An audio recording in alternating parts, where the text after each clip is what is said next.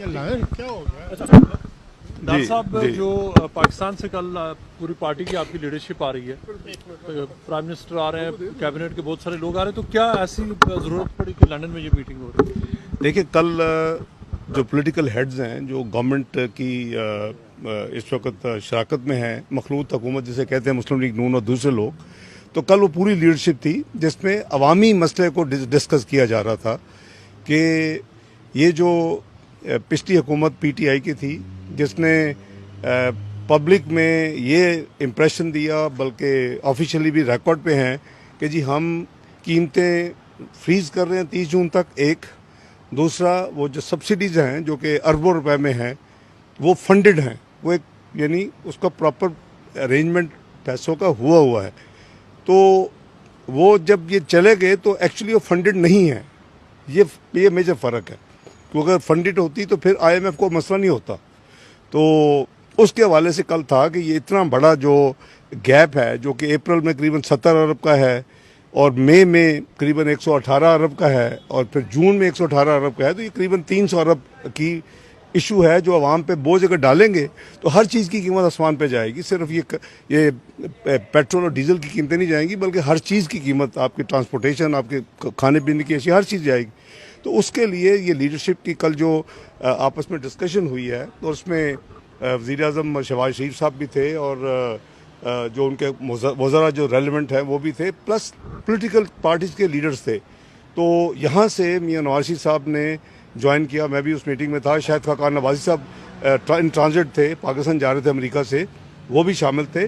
तो वो जो एक डिस्कशन है उसको एक लॉजिकल कंक्लूजन को लेके जाने के लिए ये ज़रूरी था कि मियां शहबाज शरीफ साहब एज़ वज़ीर आज़म और उनके जो रफ़ाका हैं जो इसमें इन्वॉल्व हैं, वो यहाँ तशरीफ़ ले आएँ और हम फिर बैठ के, क्योंकि ये इतना आसान काम नहीं है। ये पाकिस्तान की आवाम इतना ज़्यादा महंगाई का तूफ़ान बर्दाश्त कर चुकी है पिछले चंद सालों में कि अब वो मज़ीद बर्दाश्त करने के काबिल नहीं है। और हमने देखा कि एक तरफ 2% हमने खाने पीने की अशिया की महंगाई छोड़ी थी 2018 में, आज वो डबल डिजिट में है।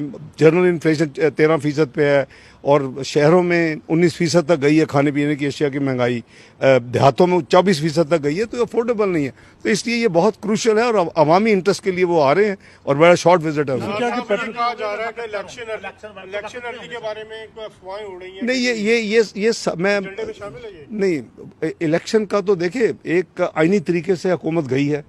ये अलहदा बात है कि उनको अभी तक हजम नहीं हो रहा, वो डाइजेस्ट नहीं कर रहे या उससे रिकनसाइल नहीं कर रहे कि मुझे आईनी तरीके से निकाला गया है। वो आए थे इलेक्शन चोरी करके आरटीएस के ज़रिए, गए हैं आईनी तरीके से, तो इसमें क्या मसला है? उनको इसको रिकनसाइल करना चाहिए। और उस एजिटेशन में अगर मैं नहीं हूँ तो कोई नहीं है, तो वो आपने देखा जो कुछ कर रहे हैं। इलेक्शन कमीशन ने कहा है कि अक्टूबर से पहले तो कर ही नहीं सकते इलेक्शन, नंबर एक। दूसरा, जो दूसरी लिमिट है वो है ऑब्वियसली अगले अगस्त 2023, जो 5 साल की टर्म है।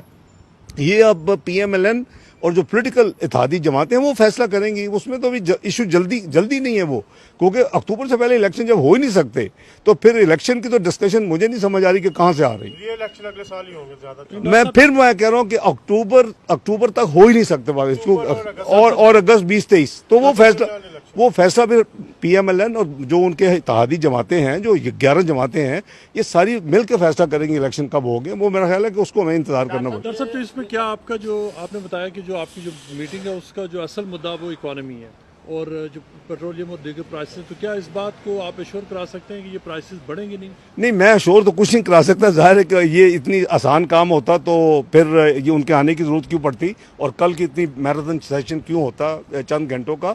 ये हमारी सबकी कोशिश है और ये एक क्लियर एजेंडा है और मियां नवाज शरीफ साहब का माइंड बिल्कुल क्लियर है, हमारे इत्तेहादियों का काफ़ी हद तक क्लियर है कि अवाम को मिनिमम बोझ डालने की कोशिश करे। अवाम बर्दाश्त नहीं कर सकती।